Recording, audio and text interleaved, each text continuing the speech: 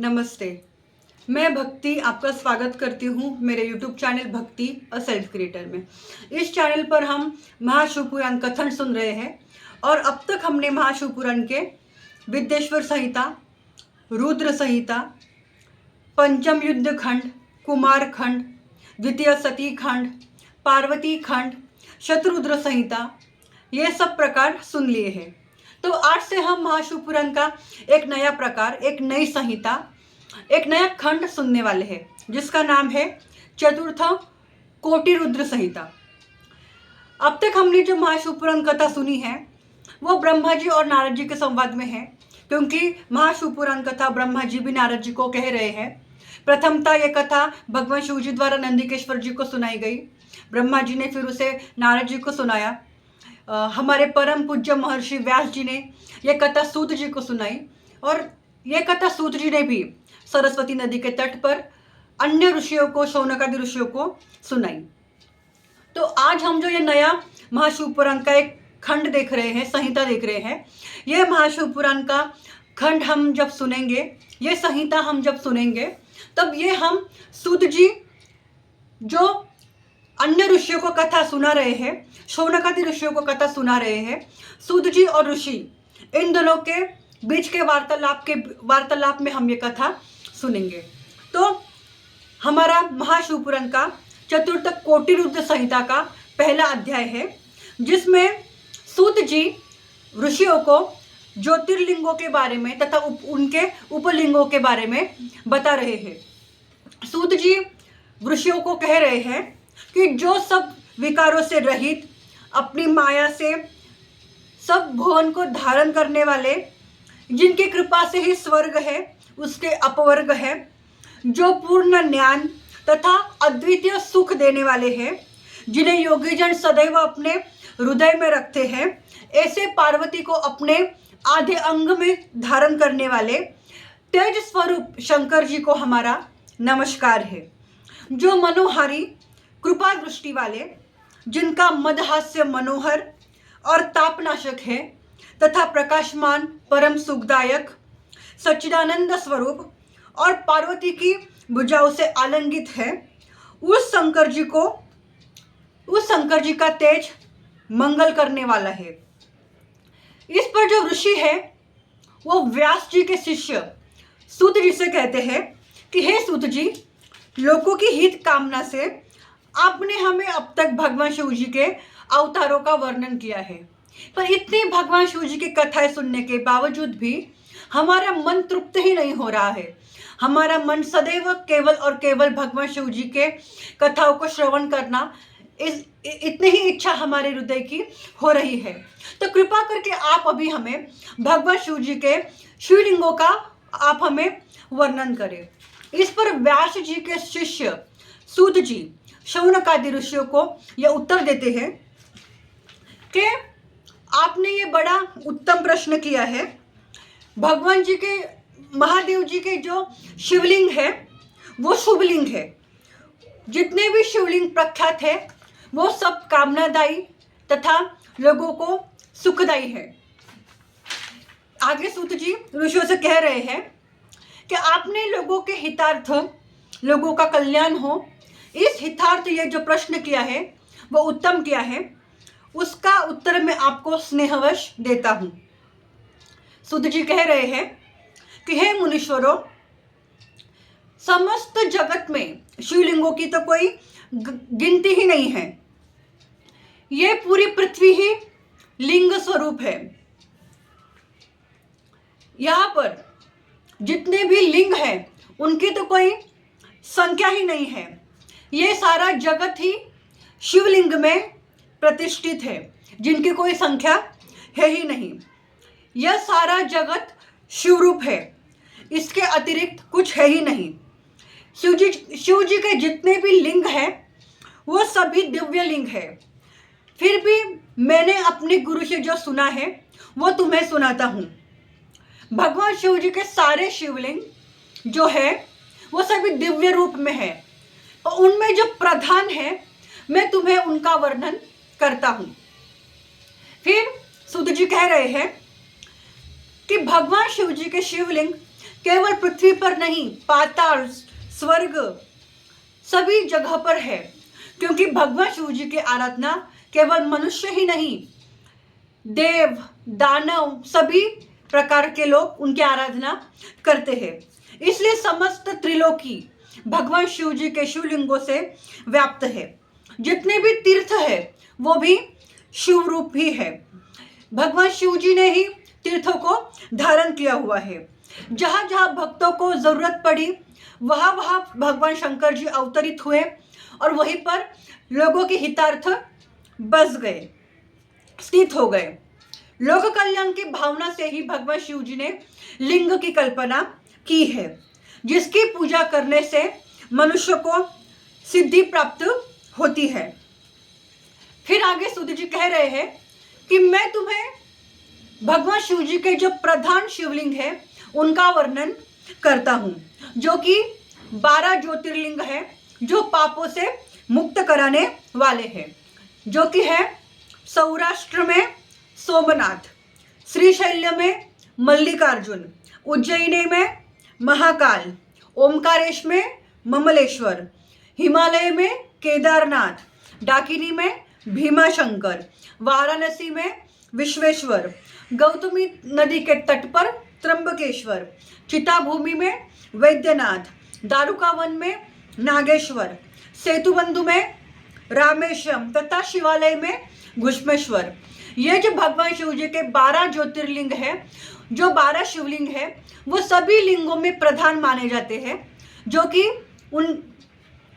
कि मैं अभी आपको वर्णन कर रही हूँ उनके नाम तथा वो जहाँ पर स्थित है उनके साथ।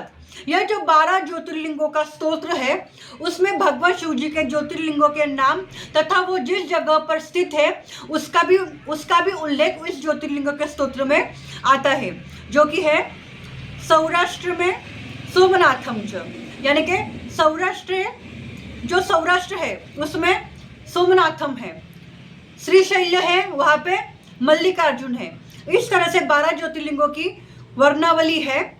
सौराष्ट्रे सोमनाथम च, श्रीशैले मल्लिकार्जुन, उज्जैना महाकालेशम, ओंकार ममलेश्वरम, परल्या वैद्यनाथम च, डाकिन्या भीमशंकरम, सेतुबंधु तु रामेशम, नागेशम दारुकावने, वाराणस्या तु विश्वेशम, त्र्यंबकम गौतमी तटे, हिमालय तु केदारम, घृष्णेश्वर शिवालय।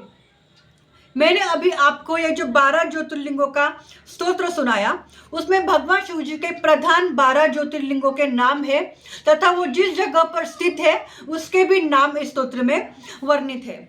आगे सूत जी ऋषियों से कह रहे हैं कि जो मनुष्य प्रांत काल में उठकर इन 12 नामों को पढ़ता है वो सब पापों से मुक्त हो जाता है तथा उसे संपूर्ण सिद्धियां भी प्राप्त होती है। यहाँ और परलोक में भी उसके सारे मनोरथ पूर्ण होते हैं। जो शुद्ध चित्त निष्कामी है, जो निष्कामी होकर इसका पठन करता है, वो माता के गर्भ में पुनः नहीं आता। इन ज्योतिर्लिंगों की पूजा करने से सभी वर्णों के दुखों का नाश होता है और परलोक में भी निश्चय ही मुक्ति मिलती है।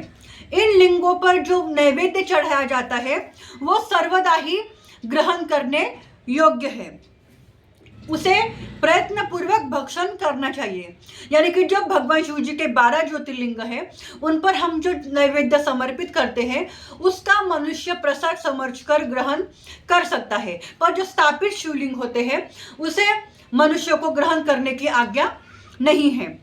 आगे सूत जी कह रहे हैं कि शिव जी के 12 ज्योतिर्लिंगों पर जो नैवेद्य चढ़ाया जाता है उसे प्रयत्न पूर्वक मनुष्य को भक्षण करना चाहिए, जिससे क्षण भर में ही उसके पाप मुक्त हो जाते हैं, भस्म हो जाते हैं। इन ज्योतिर्लिंगों के फल की इच्छा तो ब्रह्मा और मनुष्य भी नहीं कर सकते, तो इसलिए जो निरंतर 6 महीने तक इनमें से किसी भी लिंग को पूजता है उसे माता के गर्भ में आने का दुख प्राप्त नहीं होता। अगर यदि कोई न्यून कुल में उत्पन्न हो गया है तो उसे अगले जन्म में अच्छा कुल प्राप्त होता है और उसके पवित्र कुल में जन्म मिलता है। वो धनाढ्य होकर वेद शास्त्र में पारंगत तथा मुक्ति को भी प्राप्त करता है।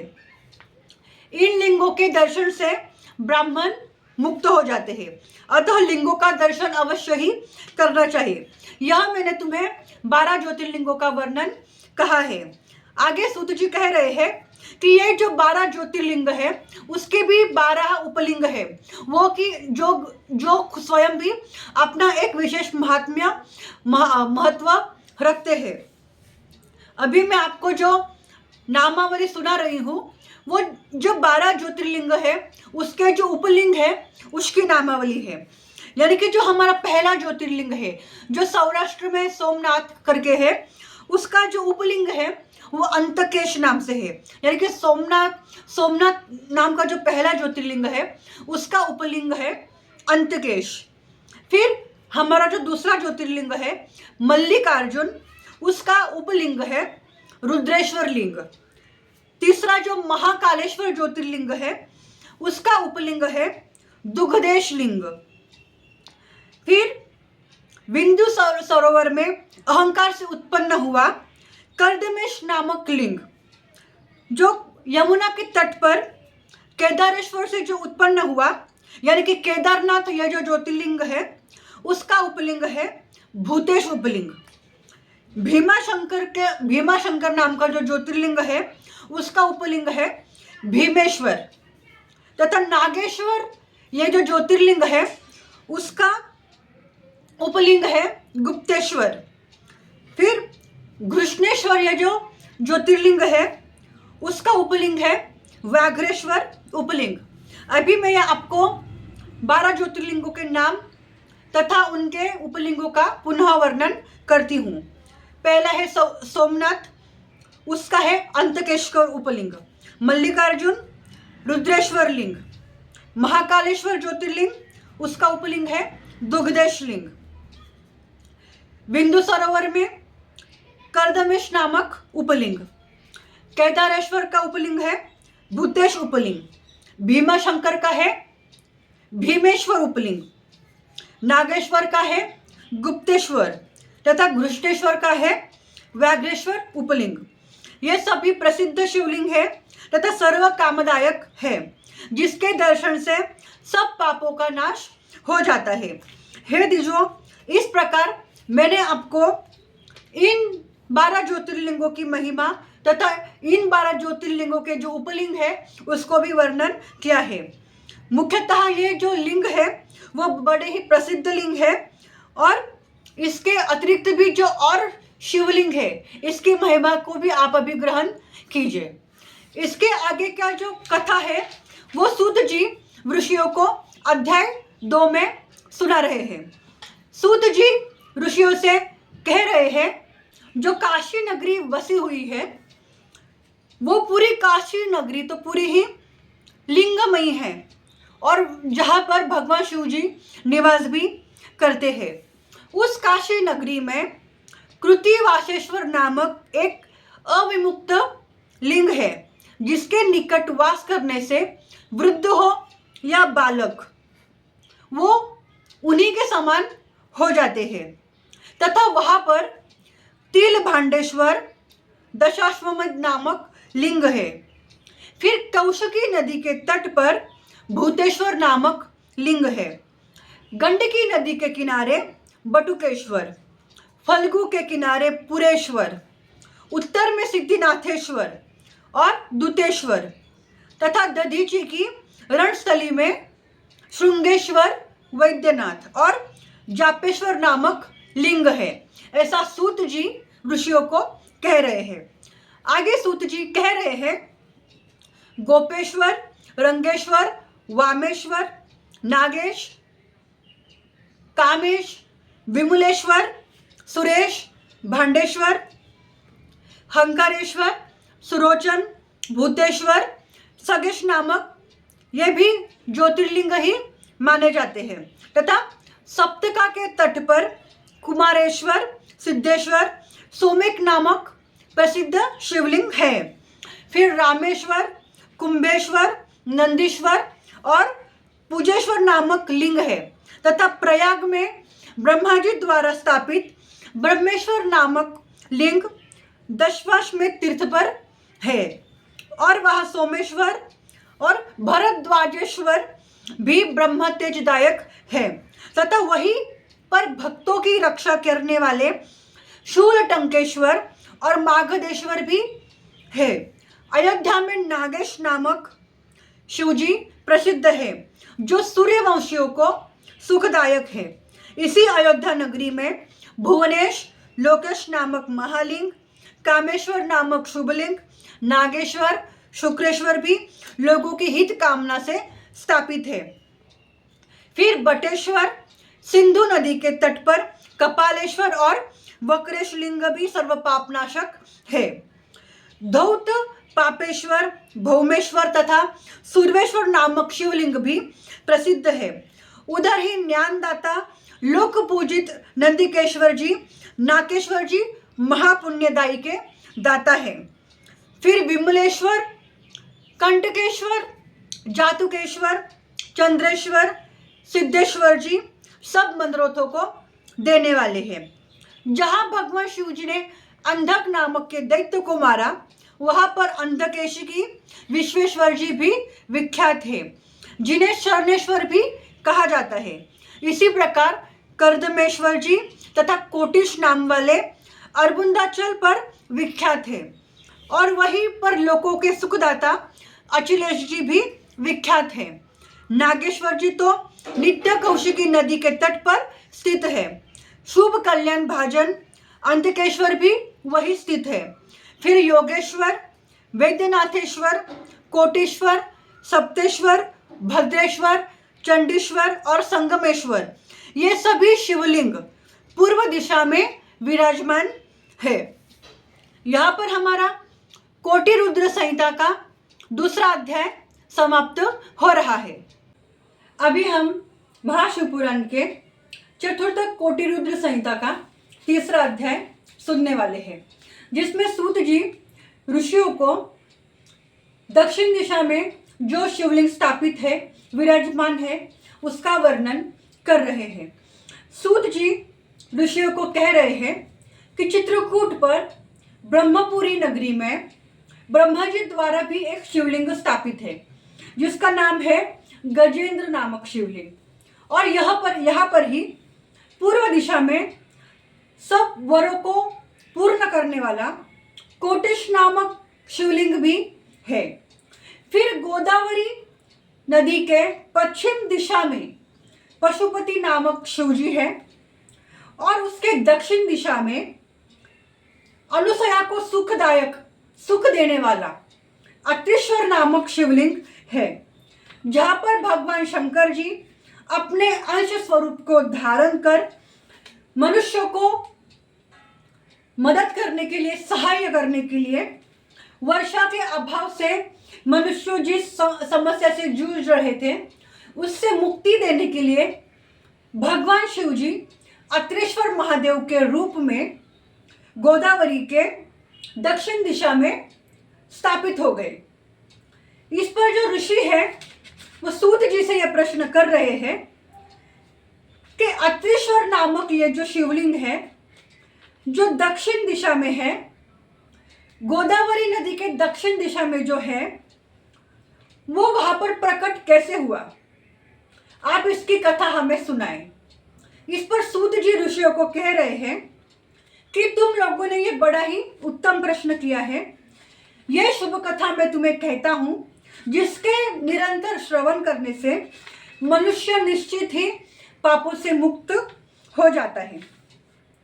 आगे सूत जी कह रहे हैं दक्षिण दिशा में चित्रकूट के निकट तप की सिद्धि देने वाला और सज्जनों को हितकारी कामद नामक एक वन है। यानी कि सूत जी ऋषियों को कह रहे हैं कि जो चित्रकूट के निकट दक्षिण दिशा है वहां पर कामद नामक एक वन है और यहाँ पर ऋषि अत्रि तथा उनकी पत्नी अनुसया तप कर रहे हैं। पर इस कामद वन में जो बारिश है, वृष्टि है, वो 100 वर्ष से नहीं हुई है। 100 वर्ष से वहां पर अनावृष्टि है, वहां पर बारिश न होने के कारण सब वृक्षों के पत्ते सूखे पड़ गए हैं तथा नित्य कर्म करने के लिए भी जल नहीं है। शीतलता का तो वहां पर नाम ही नहीं है, क्योंकि जल ही दिखाई नहीं पड़ता है। इस पर अत्रि जी की पत्नी अनुसया अत्रि ऋषि से कहती है कि मुझसे अभी ये दुख सहन नहीं होता।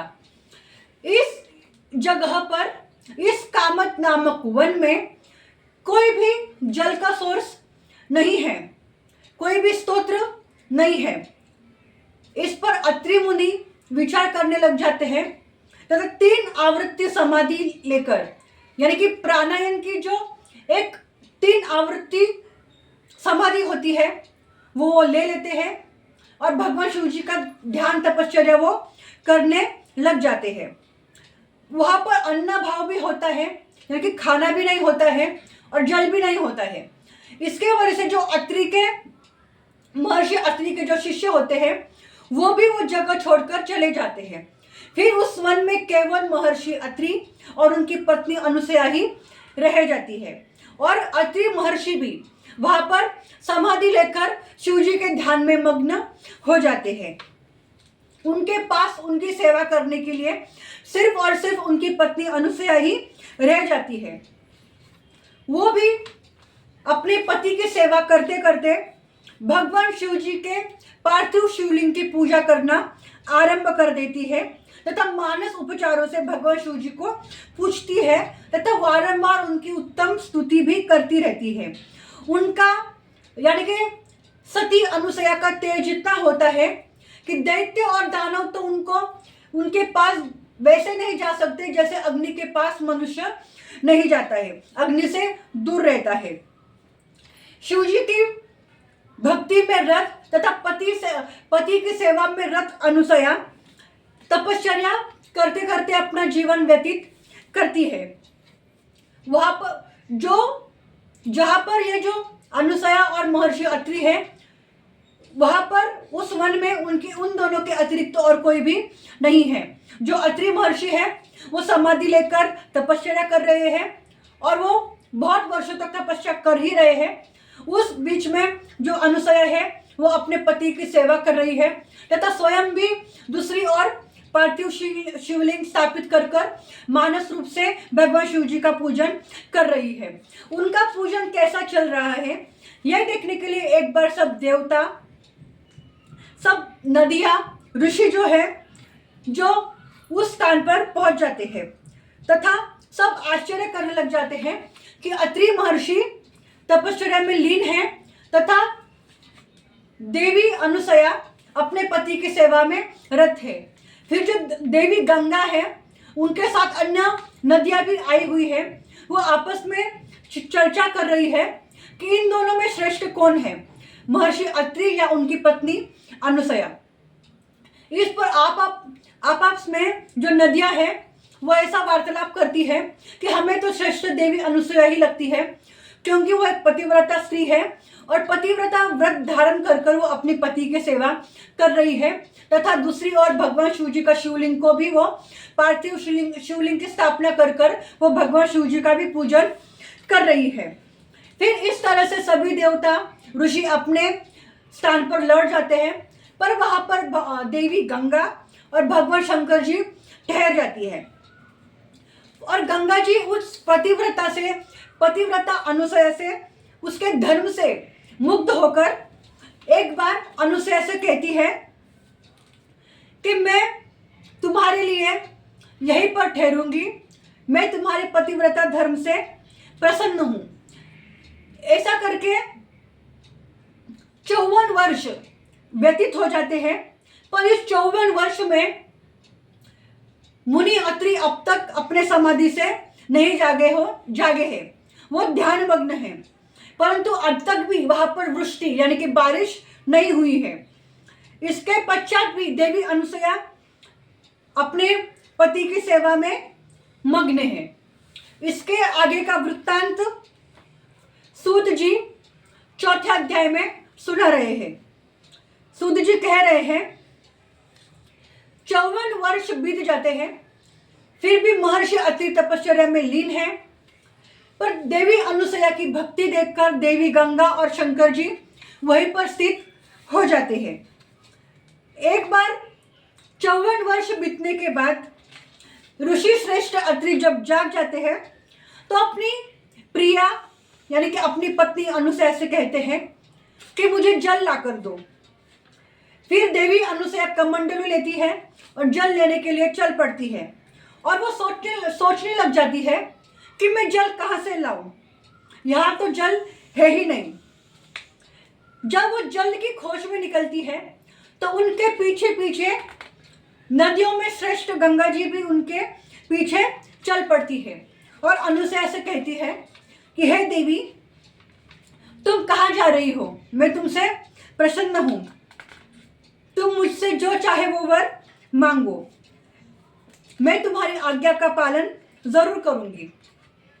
इस पर अनुसया जी नदियों में श्रेष्ठ गंगा जी को नमस्कार करती है तथा उनके आगे खड़ी होकर देवी गंगा से कहती है कि अगर आप मुझ पर प्रसन्न हैं तो मुझे अपना जल दे। इस पर गंगा जी कहती है कि मैं तुम्हें अपना जल दूंगी, तुम यहाँ पर खड्डा खोदो, उस खड्डे में मैं विराजमान हो जाऊंगी। गंगा के ऐसे कहने पर अनुसया एक गड्ढा खोदती है और देवी गंगा उसमें प्रविष्ट हो जाती है और जो अनुसया है उसमें से जल लेकर अपने पति महर्षि अत्रि को देने के लिए चल पड़ती है। पर जाने से पूर्व अनुसया गंगा से कहती है कि यदि आप मुझ पर प्रसन्न हैं तो यहाँ से तब तक न जाए जब तक मैं अपने स्वामी अत्रि को यहाँ पर लेकर न आऊं। गंगा जी कहती है कि ठीक है, मैं यहीं पर स्थित तुम्हारे खोदे हुए गड्ढे में मैं प्रविष्ट रहूंगी, यानी कि मैं यहाँ पर वास करूंगी जब तक तुम अपने पति को यहाँ पर लेकर नहीं आती। और उस गड्ढे में जब गंगा जी विराजमान हो जाती है तो उस गड्ढे में गंगा जी जब विराजमान हो जाती है तो उसमें अपने कमंडलू में अनुसया देवी जल भर लेती है और अपने पति अत्रि के पास पहुंचती है। फिर वो जल अत्रि ऋषि ग्रहण करते हैं और सुख को प्राप्त करते हैं। ऋषि तब अनुसया से कहते हैं कि वर्षा तो अब तक हुई नहीं है तो तुमने जल कहाँ से लाया। अनुसया ने सोचा कि अगर मैं कुछ कहूंगी तो यह अतिशयोक्त होगा और मेरा व्रत भी भंग होगा। पर वारंवार जो महर्षि अत्रि है वो अनुसया से पूछते हैं कि तुम मुझे बताओ कि यहाँ पर पानी तुमने कैसे लाया। इस प्रश्न पर भगवान शिव जी अनुसया को बुद्धि प्रदान करते हैं और अनुसया ऋषि अत्रि से कहती है कि शंकर जी के प्रताप से और आपके सुकृतों से देवी गंगा जी यहाँ पर आ गई है, एक गड्ढे में वो विराजमान हो गई है, यह उन्हीं का जल है। अपनी पत्नी के ऐसे वचन सुनकर मुनि विस्मित हो गए और मन ही मन शिव जी को स्मरण करते हुए कहने लगे, ये सत्य कह रही है या असत्य कह रही है, क्योंकि ये तो बड़ी दुर्लभ बात है जो योगियों और देवताओं को भी असाध्य है, तो यह आश्चर्य आज कैसे हुआ। तो फिर वो कहते हैं कि मैं अपने आंखों से देखूंगा तो मैं सत्य जानूंगा। तो वो अनुसया से कहते हैं कि मुझे उस स्थान पर लेकर चलो जहाँ पर गंगा जी विराजमान है। तो अनुसया अपने स्वामी अपने पति अत्रि महर्षि को उस जगह पर लेकर जाती है जहाँ पर गंगा जी विराजमान है। फिर पतिव्रता अनुसया मुनि अत्रि को अपने साथ लेकर उस गड्ढे के पास में जाती है जहाँ पर गंगा विराजमान है।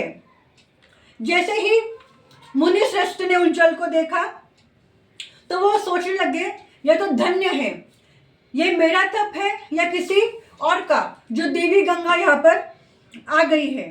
फिर भक्ति पूर्वक महर्षि अत्रि ने और उनकी पत्नी ने उस जल में स्नान किया तथा बारंबार वो भगवान शिव जी की स्तुति भी करने लगे और उसी जल से उन्होंने नित्य कर्म भी किए। तब देवी गंगा ने महर्षि अत्रि और उनकी पत्नी अनुसया से कहा कि अब मैं अपने स्थान को जा रही हूँ। इस पर अनुसया नदी श्रेष्ठ गंगा से कहती है कि आप अगर मुझ पर प्रसन्न है, मुझ पर कृपालु है, तो आप इसी तपोवन में स्थित हो जाएं। बड़ों का यही स्वभाव है कि किसी को अंगीकार कर वो पीछे नहीं छोड़ते। अब आप यहाँ पर आ गई है तो यहीं पर स्थित हो जाएं।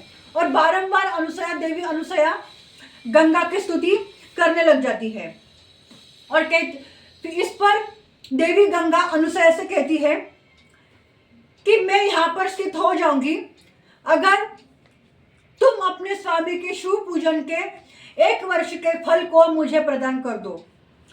मैं देवताओं के हितार्थ, ऋषियों के हितार्थ यहाँ पर रुक जाऊंगी अगर मुझे तुम्हारे स्वामी के शिव पूजन में से 1 वर्ष के पुण्य मुझे मिल जाए, क्योंकि मेरी तुष्टि यानी कि मेरी शांति न तो दानों से होती है, न तीर्थ स्थानों से, न यज्ञ, न योगी से होती है। तुम जैसी पतिव्रता जब मुझे स्वीकार करती है, ऐसा तुम जैसी पतिव्रता मुझे अपना सत्व, अपना पुण्य मुझे देती है, तभी मुझे शांति मिलती है। मेरा मन तुम जैसे पतिव्रता को देखकर ही प्रसन्न होता है, अन्य उपायों से नहीं होता। तुम जैसे पतिव्रता को देखकर मेरा पाप भी नष्ट हो जाता है, क्योंकि पतिव्रता पार्वती समान होती है। इसलिए लोक कल्याण के लिए अपने स्वामी के 1 वर्ष के शिव पूजन को मुझे तुम दे दो, मैं यहाँ पर स्थित हो जाऊंगी। सूत जी आगे ऋषियों को कह रहे हैं कि अनुसया ने गंगा जी के लिए 1 वर्ष का पुण्य दे दिया, क्योंकि बड़ों का यह स्वभाव ही है कि दूसरों का हित करे, जिसके सुवर्ण, चंदन, इक्षुरक्ष उदाहरण है। तब अनुसया की इस महानता को देखकर महादेव जी प्रसन्न हो उस पार्थिव लिंग में से प्रकट हो गए जो अनुसया ने बनाया था। शंकर जी ने कहा, हे पतिव्रते, मैं तुझ पर प्रसन्न हूँ, वर मांगो।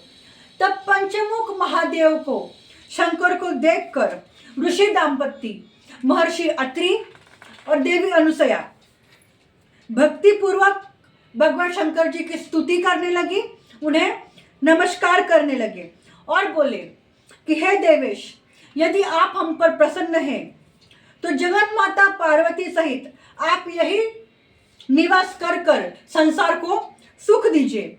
इस प्रकार गंगा और शंकर दोनों प्रसन्न हो वही स्थित हो गए। शंकर जी का वह लिंग अत्रीश्वर नाम से प्रसिद्ध हुआ तथा अनुसया ने जो गड्ढा खोदा था उसी में गंगा भी हमेशा के लिए, सदैव के लिए स्थित हो गई। उस गड्ढे में जो जल है वो अविनाशी जल मंदाकिनी नाम से प्रसिद्ध हुआ। पश्चात वे ऋषि भी वहां पर आ गए जो अनावृष्टि के कारण अन्यत्र चले गए थे। इस प्रकार कर्म से संतुष्ट हो अनुसया और अत्रि के कर्मों से संतुष्ट होकर बादलों ने भी वहां पर वृष्टि की और लोक में आनंद छा गया। यह अत्रीश्वर महात्म्य सब सुखों को तथा मनोरथों को पूर्ण करने वाला तथा भक्तिवर्धक है। कोटि रुद्र संहिता शिव पुराण के 5वें अध्याय में नंदिकेश्वर जी का महात्म्य वर्णन किया गया है। सूत जी कह रहे हैं, कलिजर नामक एक सुंदर पर्वत है, वहां पर नीलकंठ महेश्वर लिंग रूप में सदा विद्यमान है, जिनके दर्शन और नीलकंठ नामक तीर्थ में स्नान करने से सारे पापों का नाश हो जाता है। इसी प्रकार रेवा नदी के तट पर जितने भी शिवलिंग हैं उनकी तो संख्या ही नहीं है और वे सभी सुख को देने वाले तथा रेवा नदी स्वयं ही शिव स्वरूपा है, जिसके दर्शन मात्र से समस्त पापों का नाश हो जाता है तथा उसमें जो पाषाण है वे सभी शिव स्वरूप है। इसी प्रकार आर्तेश्वर, परमेश्वर, रामेश, कुमारेश्वर, पुंडरीकेश्वर, मांडकेश्वर, तिश्नेश नामक शिवलिंग भी रेवा नदी के तट पर विद्यमान है, जिनके दर्शन मात्र से सब पापों का नाश हो जाता है। ऐसे ही जो हमारी नर्मदा नदी है, इस नर्मदा नदी के तट पर धुंधुरेश्वर, शैलेश्वर, कुंभेश्वर, कुबरेश्वर, सोमेश्वर नामक शिवलिंग प्रसिद्ध है। परंतु रेवा नदी के तट पर जो नंदिकेश्वर नामक शिवलिंग है, उसका तो महात्म्य ही कुछ और है। रेवा नदी के पश्चिम तट पर कर्णिकी नामक नगरी है, जहाँ किसी उत्तम वंश के श्रेष्ठ ब्राह्मण ने अपनी स्त्री को यानी अपनी पत्नी को दोनों पुत्र सौंपकर वो काशी गमन के लिए चल पड़ा। पर जब ये ब्राह्मण काशी में पहुंचा तो वहां पर वो मर गया। इसके पश्चात जब इसके दोनों पुत्रों ने ये वृत्तांत सुना तो उसके दोनों पुत्रों ने अपने पिता का अंत्य संस्कार किया, सभी जो कर्म कांड होते हैं वो पूर्ण किए, तथा ऐसा बहुत ही समय व्यतीत होने लगा। जो ब्राह्मण की पत्नी है, उसने जो अपना जितना भी धन था वो अपने दोनों पुत्रों में बांट दिया, तथा कुछ समय पश्चात, कुछ समय व्यतीत होने के बाद भी इसका भी मरने का समय नजदीक आने लगा, पर इसके प्राण निकल ही नहीं रहे थे। तो दोनों पुत्रों को अपने माता के निकट बैठकर दोनों पुत्रों ने माता से पूछा कि हे माता, आप क्या कुछ शेष रह गया है जिससे आपको कष्ट हो रहा है? अगर कोई व्रत बाकी है तो मुझे कहे, हम वो जरूर पूरा करेंगे। तब अपने पुत्रों का ये वचन सुनकर ब्राह्मणी माता अपने दोनों पुत्रों से कहती है, थोड़ा बहुत व्रत तो शेष रह गया है, यदि उसे पूरा कर दोगे तो मैं सुख से मरूंगी। तब बड़े पुत्र ने माता से व्रत पूछा तो माता ने कहा, पहले मेरे काशी में जाने की इच्छा थी, परंतु बिना गए ही मैं अभी मरनासन्न हो गई हूं और शायद अभी मर भी जाऊंगी। यदि तुम मेरी अस्थियों को बिना आलस्य किए गंगा जी में प्रवाहित कर दो तो निश्चय ही मेरा कल्याण होगा। सूत जी आगे ऋषियों को कथा सुना रहे हैं। ऐसा कहकर दोनों पुत्रों की माता, ब्राह्मण की स्त्री, मर गई और उसके प्राण त्यागने के बाद दोनों भी पुत्रों ने उसके जो अंध संस्कार थे, कर्म थे, वो किए, तथा तीर्थ स्थान की कामना से उस ब्राह्मणी का जो बड़ा पुत्र था सुवाद, वो अपने माता की अस्थियां लेकर काशी में गया। वहां जाकर उसने संध्यादि कर्मों को कर भगवान शिव जी की स्तुति की। जब वो काशी में अपनी माता की अस्थियां गंगा में प्रवाहित करने के लिए गया तो जिस ब्राह्मण के घर पर वो ठहरा था, उस घर में एक रात में एक घटना घटी। वो घटना देखकर वो ब्राह्मणी पुत्र आश्चर्यचकित हो गया। कोटिरुद्र संहिता महाशिव पुराण के 6वें अध्याय में हम आगे का वृत्तांत सुन रहे हैं। अब तक हमने ये सुना है कि एक जो ब्राह्मण है, उसकी जो पत्नी है, इनके 2 पुत्र हैं और अपनी पत्नी को दोनों पुत्रों का भार देकर एक ब्राह्मण काशी चला गया है। वहां जाने के बाद वो मर गया है। दोनों पुत्रों को जब ये बात पता चलती है तो अपने पिता के वो अंत्य संस्कार करते हैं, उनके सभी कर्म कांड वो पूरे करते हैं। इसके पश्चात उनकी जो माता है वो भी मरने लग जाती है, तथा उनके दोनों दोनों पुत्र है वो माता से पूछते हैं कि आपका कुछ कर्म रह गया है जिसके वजह से आपको इतना कष्ट हो रहा है। तो माता कहती है कि काशी नगरी में अगर तुम मेरी अस्थियां प्रवाहित कर दो तो शायद मुझे सुख प्राप्त होगा। मैं अपने जीवन काल में काशी जाना चाहती थी पर नहीं जा सकी, इसलिए अभी मैं मरणासन्न हो गई हूँ, अभी मेरी आयु खत्म हो गई है, इसलिए अगर तुम मेरी अस्थियों को काशी में गंगा में छोड़ दोगे तो शायद मुझे सुख प्राप्त हो। फिर ऐसा कहकर जो माता है वो भी मर जाती है और उसका जो बड़ा पुत्र होता है सुवाद, वो अपनी माता की अस्थि लेकर काशी जाने के लिए चल पड़ता है, अपनी माता की अस्थियां काशी नगरी में गंगा में प्रवाहित करने के लिए। जब ये पुत्र सुवाद नाम का जो पुत्र है वो काशी में जाता है तो वो एक ब्राह्मण के घर में ठहर जाता है। जब रात का समय होता है तो एक आश्चर्यचकित करने वाली घटना उसके सामने होती है जिसका वर्णन हम अभी 6वें अध्याय में देखने वाले हैं। सूत जी आगे ऋषियों को सुना रहे हैं कि ब्राह्मणी का वो पुत्र जब एक ब्राह्मण के घर में ठहर जाता है तो रात का समय हुआ होता है। ब्राह्मण के आंगन में एक गाय बंधी हुई होती है और उसका एक बछड़ा भी होता है, पर सायंकाल का समय हो जाने के बाद भी गाय को दूहा नहीं जाता है, यानी कि गाय से दूध निकाला नहीं जाता है। तो जैसे ही यानी कि जो माता गुजर गई है उसका पुत्र इस ब्राह्मण के घर में ठहरा हुआ है एक अतिथि बनकर काशी में। तो जिसके घर में वो ठहरा है वहां पर एक गाय बंधी हुई है और उस घर का जो मालक ब्राह्मण है वो कुछ कारण के वजह से घर से बाहर गया हुआ है, तो वो गाय दूध ही नहीं पा रहा है, यानी कि उसने गाय का दूध नहीं निकाला है। जैसे ही वो रात को देर से घर आता है तो वो देखकर दुखी होता है कि गाय का दूध तो निकाला ही नहीं है, तो वो गाय के पास जाता है तथा गाय का दूध निकालने लग जाता है।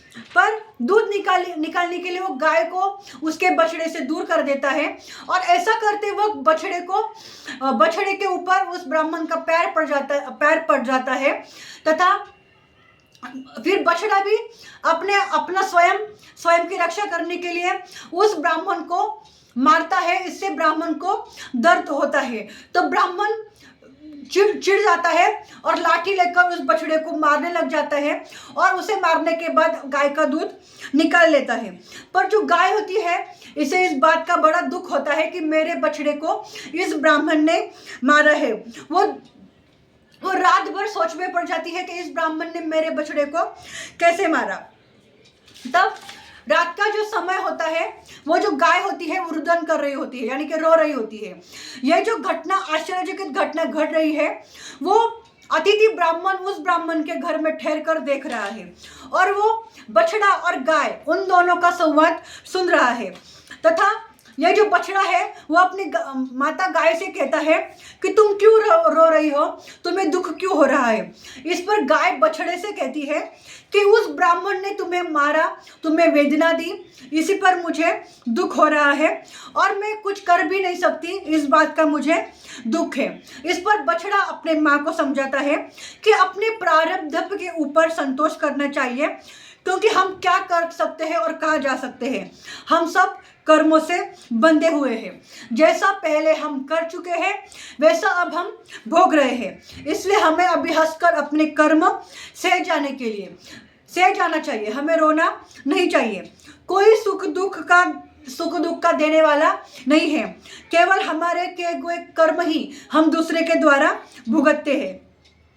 अपने कर्मों से ही हमें सुख और दुख प्राप्त होता है, कारण कर्म ही पूजनीय है तथा सब कर्मों में ही स्थित है। इसी से तू मेरी माता है और मैं तेरा पुत्र हूँ। ये जितने भी जीवादि है वे सब कर्म से बंधे हुए हैं, इसी कारण तू चिंता न कर। इस प्रकार अपने बछड़े से ऐसे ज्ञानपूर्वक वचन वो गाय सुनती है तो वो बोलती है कि मुझे सब ज्ञात है, पर मैं माया के अधीन हो चुकी हूँ, क्योंकि तुम मेरे पुत्र हो और मैं तुमसे प्रेम करती हूँ और तुम्हारा दुख मुझसे देखा नहीं जा रहा है। इस पर पुनः बछड़ा अपने माँ को कहता है कि तुम मत रो, दुखी न हो, बिना कर्म भोगे हमारे पास कोई भी उपाय नहीं है, अतएव अपना दुख त्याग दो। फिर गाय ने एक श्वास ली और दीर्घ निश्वास लेकर उसने बछड़े से कहा कि मेरा दुख तो तब जाएगा जब मैं उस ब्राह्मण को मारूंगी, क्योंकि उसने तुम्हें मारा है। मैं कल उस ब्राह्मण को अपने सिंगों से मारूंगी तथा उससे वो उसी समय तत्काल मर जाएगा, उसमें कोई भी संदेह नहीं है। उस पर बछड़े ने कहा कि नहीं माता, तुम्हें कदापि ऐसा नहीं करना चाहिए, क्योंकि एक तो न जाने पहले कौन सा कर्म हो गया है, दुष्कर्म हो गया है, जिसके वजह से हम ये कर्म अभी भोग रहे हैं। फिर अगर तुम ब्राह्मण की हत्या करोगे तो तुम्हें ब्रह्म हत्या का दोष भी लग जाएगा, इसलिए तुम ऐसा ना करो। पुण्य और पाप समान ही होते हैं, इसी से संसार में हमारा जन्म होता है। इन पाप पुण्यों के भोग नष्ट हो जाते हैं, तब हमें मुक्ति प्राप्त होती है। इसलिए तुम्हें अभी उस ब्राह्मण को मारकर एक नया कर्म नहीं करना चाहिए। कर्मों का नाश कर कर ही हम मुक्ति को प्राप्त कर सकते हैं, इसलिए तू ऐसा कर्म न कर। पर वो गाय माता कहती है कि तू मेरा पुत्र है और मैं तेरी माता, तो मैं तेरा दुख नहीं देख सकती, मुझे उस ब्राह्मण को मारना ही है। इस पर बछड़ा अपने माँ से कहता है कि ना तू मेरी माता है और ना मैं तेरा पुत्र, हम सब कर्मों से बंधे हुए हैं। हमारा एक दूसरे के साथ जो लेना और देना बाकी है, वो सब फेरने के लिए ही हम एक दूसरे के पुत्र और माँ बने हैं। इसलिए तू ऐसा कर्म न कर जिससे तेरा एक नया प्रारब्ध बन जाए और तुझे और कुछ भोगना पड़े। पर यह जो गाय माता है वो अपने बछड़े का सुनने के लिए तैयार ही नहीं है, और इस पर वो अपने बछड़े को कहती है कि तेरे इस दुख के बदले में मैं तो उस ब्राह्मण को घोर दुख ही दूंगी। और जहाँ तक मुझे ब्रह्म हत्या लगने का दोष है, तो मैं उस स्थान को चली जाऊंगी जहाँ पर जाने से ब्रह्म हत्या से मुक्ति मिल जाती है। ऐसे ही अपने माँ के द्वारा ऐसी बातें सुनकर बछड़ा मौन हो जाता है। वो सोचने लग जाता है कि ऐसा कौन सा स्थान है जहाँ पर जाने से ब्रह्म हत्या से भी मुक्ति हो जाती है। ये जो गाय माता यानी कि गाय और उसका बछड़ा, उन दोनों के बीच में जो ये जो संवाद चल रहा है, वो अतिथि ब्राह्मण रात को सुन रहा है और वो भी ये बात सोच रहा है कि ऐसी कौन सी जगह है जहां पर जाने से ब्रह्म हत्या का भी नाश हो जाता है। उस स्थान को तो मुझे भी देखना चाहिए। क्योंकि यह ब्राह्मण जो है वो भी अपनी माता की अस्थियां गंगा में विसर्जित करने के लिए आया था, इसलिए उसे उत्सुकता होने लगी कि ऐसा कौन सा स्थान है जहां पर जाने से ब्रह्म हत्या का दोष भी मुक्त हो जाता है। फिर सुबह में यह अतिथि ब्राह्मण उठा और जो उस घर का मालिक ब्राह्मण है वो उसे जगाने लगा और बोला कि तुम अभी क्यों सो रहे हो, अभी तुम्हें यहाँ से जाना चाहिए जहाँ पर तुम्हें जाने की इच्छा है। उस पर वो उस पथिक ब्राह्मण ने यानी कि अतिथि ब्राह्मण ने कहा कि मेरे कुछ शरीर में पीड़ा है, वो शांत होने के बाद मैं कुछ समय पश्चात यहाँ से चला जाऊंगा। इस पर ब्राह्मण ने कुछ भी ना बोला और स्वयं कहीं और चला गया और अपने पुत्र से कहा कि गाय से तुम दूध निकाल लो, मैं अभी बाहर जा रहा हूँ। इसके वजह से जो ब्राह्मण है उसका जो पुत्र है वो गाय से दूध निकालने के लिए जाता है, पर गाय को पहले दिन घटी हुई घटना याद होती है, तो वो अपने सिंगों से उस ब्राह्मण के पुत्रों को सिंगों से मार देती है और सिंगों के मारने के वजह से वो ब्राह्मण पुत्र जगह पर ही तत्काल मर जाता है। फिर उसकी माँ पुत्र शोक में विलाप करने लग जाती है तथा अन्य लोग दौड़कर उस ब्राह्मण को बुलाने के लिए चल पड़ते हैं कि तुम घर चलो, तुम्हारा पुत्र गाय के सिंगों द्वारा आहत हो गया है तथा मृत्युमुखी पड़ चुका है। इस पर जो ब्राह्मणी है वो क्रुद्ध हो गई है और उसने गाय को खूंटे से निकाल दिया है और वो कह रही है कि मुझे ऐसी गाय अपने घर में रखनी ही नहीं है जो मेरे पुत्र के मरण के लिए कारण बन गई है, और वो उस गाय को खूंटे से छोड़ देती है। वो श्वेत रंग की गाय थी, पर वो ब्रह्म हत्या का दोष लगने की वजह से उसका शरीर काला पड़ जाता है, क्योंकि उस पर ब्रह्म हत्या का पाप लग जाता है। उस गाय ने ब्राह्मण के पुत्र को मारा होता है तो उस पर ब्रह्म हत्या का पाप चढ़ जाता है। पर जो ब्राह्मणी होती है वो क्रोध होकर उस गाय को खूंटे से छोड़ देती है और कहती है कि मुझे ये गाय नहीं चाहिए, इसके वजह से मेरा पुत्र मर गया है। तथा यह जो गाय है अपने खूंटे से छूटते समय ही अपनी पूंछ उठाती है और उस स्थान को जाने के लिए चल पड़ती है जहां पर ब्रह्म हत्या का दोष भी समाप्त हो जाता है। और ये जो अतिथि ब्राह्मण है जो अपनी माता की अस्थियां विसर्जन करने के लिए उस ब्राह्मण के घर पर ठहरा था, वो अतिथि ब्राह्मण भी उस गाय के पीछे पीछे चलने लग जाता है वो स्थान देखने के लिए जहां पर ब्रह्म हत्या का दोष भी ना के बराबर हो जाता है। फिर वो ब्राह्मण देखता है कि वो जो गाय है वो चलते चलते नर्मदा के तट पर नंदीकेश्वर महादेव के स्थान पर जा पहुंची है। वहां जाते ही उसने जो नर्मदा के 3 गोते लगाए तो उसके सारे पाप छूट गए। नंदीकेश्वर की कृपा और नर्मदा के महात्म्य से ब्रह्म हत्या का दोष उससे दूर भाग गया है। वो ब्रह्म हत्या से निवृत्त होकर पुनः श्वेत शरीर धारण कर पुनः अपने स्वस्थान चलने के लिए आरूढ़ हो गई है। यानी कि ये जो गाय है वो ब्रह्म हत्या का दोष लगने की वजह से उसका शरीर काला पड़ गया था, पर जैसे ही वो नंदीकेश्वर महादेव जी के पास में जो कि नर्मदेश्वर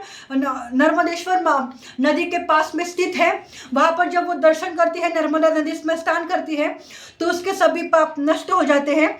उसी समय वो ब्राह्मण भी उसके पीछे होता है तो वहां पर गंगा जी उसके सामने प्रकट हो जाती है और कहती है कि तू क्या देख रहा है, तू भी इस नर्मदा के जल में स्नान कर और अपने माता के कष्टों को दूर कर। तू अपने माता की अस्थियों को यहाँ पर ही विसर्जित कर ले, क्योंकि आज वैशाख शुक्ल सप्तमी है। वैशाख शुक्ल सप्तमी के दिन नर्मदा नदी में गंगा जी भी रहती है, गंगा नदी भी नर्मदा में विद्यमान रहती है। इसलिए तुझे अपने माता की अस्थियां यहाँ पर बहानी चाहिए, यहाँ पर विसर्जित करने से भी तेरे माता को मुक्ति मिल जाएगी। ऐसा कहकर स्त्री है जो कि गंगा जी है, ऐसा कहकर ब्राह्मण को वो वहां से अंतर्धान होती है। फिर ये जो ब्राह्मण है वो नर्मदा नदी में स्नान करता है और अपनी माता की अस्थियां वहां पर बहा देता है। वहां पर नर्मदा नदी में अपनी माता की अस्थियां बहाने की वजह से उसकी माता दिव्य शरीर धारण कर आकाश में धन्य धन्य कहने लगती है तथा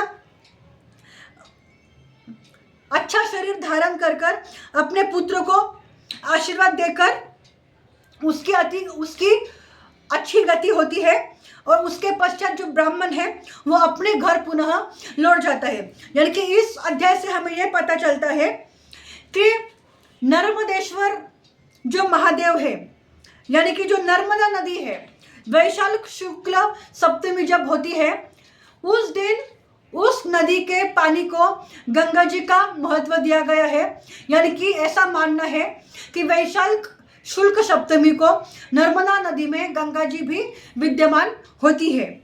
ऐसा सूत जी शौनकादि ऋषियों को इस अध्याय में बता रहे हैं तथा नर्मदा नदी में स्नान करने की वजह से ब्रह्म हत्या का दोष भी दूर भाग जाता है, ऐसा इस अध्याय में वर्णन किया गया है तथा सभी पापों से मनुष्य को मुक्ति भी मिल जाती है। तथा यह जो ब्राह्मण है वो अपनी माता की अस्थियां नर्मदा में विसर्जित कर पुनः अपने स्वस्थान भी लौट जाता है। आज हमने महाशिवपुराण के कोटि रुद्र संहिता के 1 से 6 तक के अध्याय देख लिए हैं। आगे के वीडियो में हम अगले वाले अध्याय सुनेंगे। तब तक के लिए आप अपना जीवन शिवमय करते जाइए और सांब सदाशिव कहते रहे।